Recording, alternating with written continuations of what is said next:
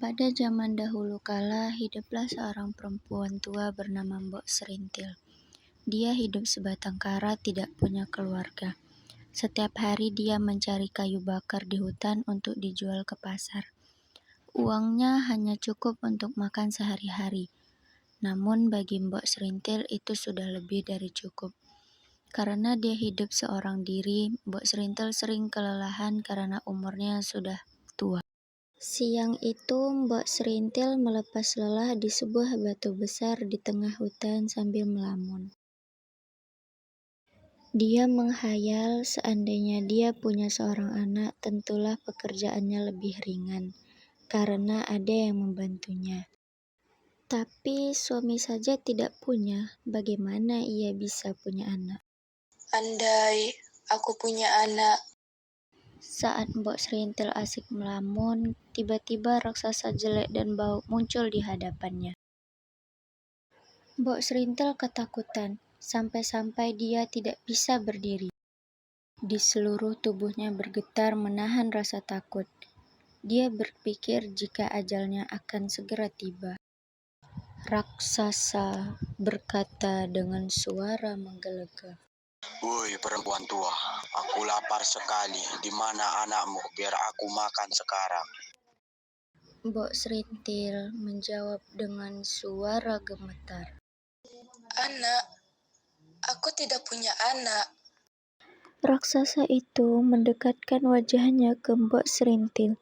Bau mulut dari raksasa itu membuat Mbok Serintil ingin muntah.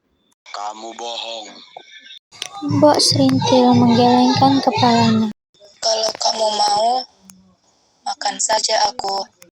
Mendengar kata Mbok Serintil, raksasa itu tertawa terbahak-bahak. Aku tidak mau memakan kamu. Kamu sudah tua dan peot. Dagingmu pasti tidak enak. Itu pun kalau kamu punya daging, bisa-bisa gigiku sakit karena memakan tulang-tulangmu. Kemudian raksasa itu memberikan kantong kecil yang berisi biji timun. Tanamlah biji-biji timun ini, mereka akan berbuah. Salah satu dari buah itu akan berwarna emas. Jika sudah masak, petiklah. Dalam timun itu akan muncul seorang bayi. Rawatlah dia dan beri makan dengan cukup agar tumbuh dengan sehat. Dia pasti akan menjadi santapan yang paling enak, paham? Mbok Serintil menerima kantong itu. Sekarang pergilah. Bentak raksasa itu.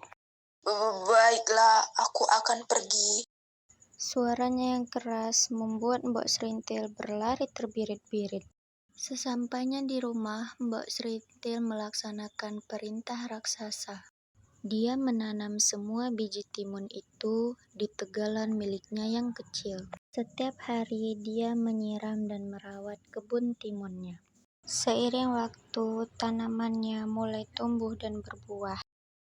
Keesokan harinya, ketika Mbok Serintil ingin melihat timun tersebut, Mbok Serintil menemukan satu buah timun yang berwarna emas. Mbok Serintil membawa timun emas tersebut ke dalam rumahnya untuk dibelah sesuai dengan perkataan raksasa. Setelah dibawa ke dalam rumah, Mbok Serintil membelahnya. Betapa kagetnya Mbok Serintil melihat di dalam timun emas itu ada seorang bayi perempuan yang lucu. Wah, seorang bayi perempuan yang cantik. Mbok Serintil senang sekali dan mengendap bayi itu. Ia menamai bayi itu Timun Mas. Timun Mas tumbuh menjadi anak yang sehat, cekatan, dan terampil. Mbok Serintil tidak henti-hentinya bersyukur karena mempunyai anak yang berbakti seperti Timun Mas. Sini Mbak, aku bantu. Iya, Timun Mas sayang. Namun jika ia teringat janjinya dengan raksasa itu, dia menjadi sedih.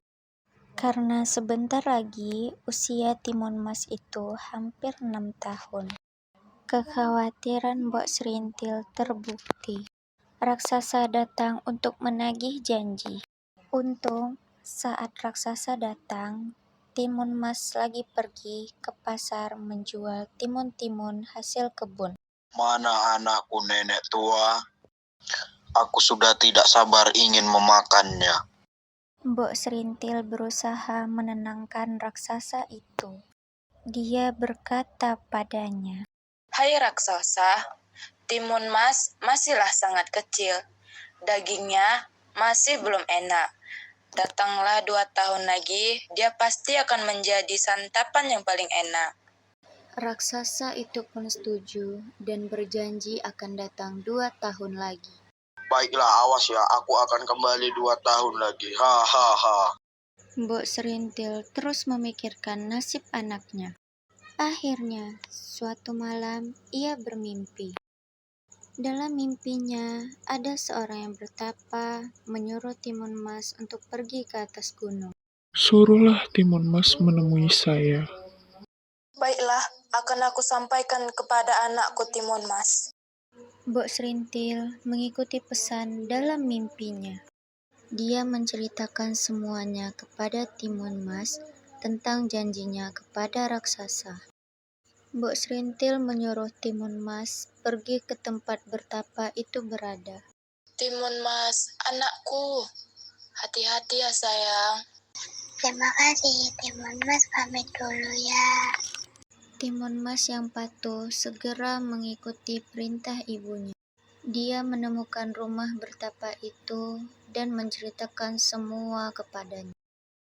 Sang bertapa kemudian memberikan 4 kantong yang hanya boleh dibuka jika Timun Mas berada dalam bahaya.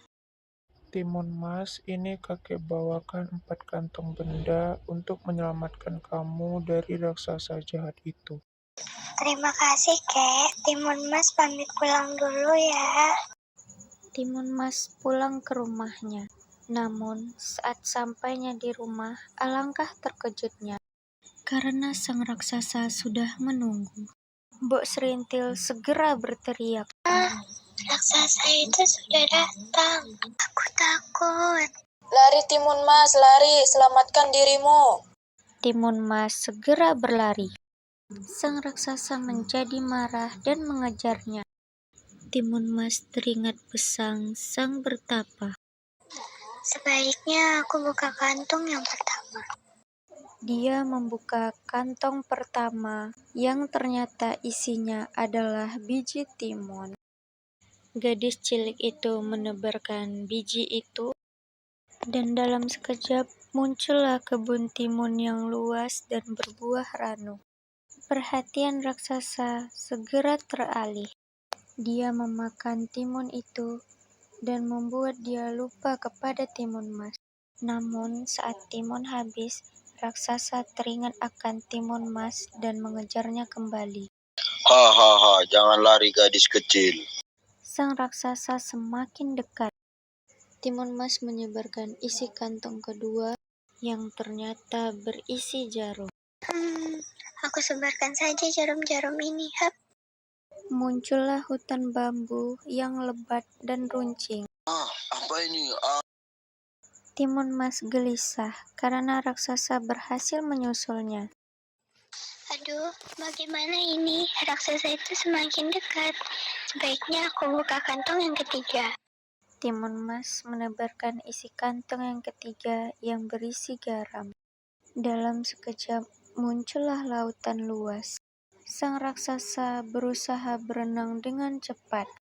Kaki-kakinya terkena bambu, terasa perih. Tapi itu tidak menurunkan tekadnya mengejar Timun Mas. Hei, jangan lari Timun Mas. Hanya tinggal 1 kantong lagi. Dan raksasa baru saja keluar dari laut. Dalam hati Timun Mas, ia menangis dan memohon kepada Tuhan untuk melindunginya. Ya Tuhan, tolong lindungi aku. Ia pun menaburkan kantong terakhir yang berisi terasi. Dalam sekejap, muncul lautan lumpur ganas. Sang raksasa yang sudah sangat marah tidak menyadari bahayanya.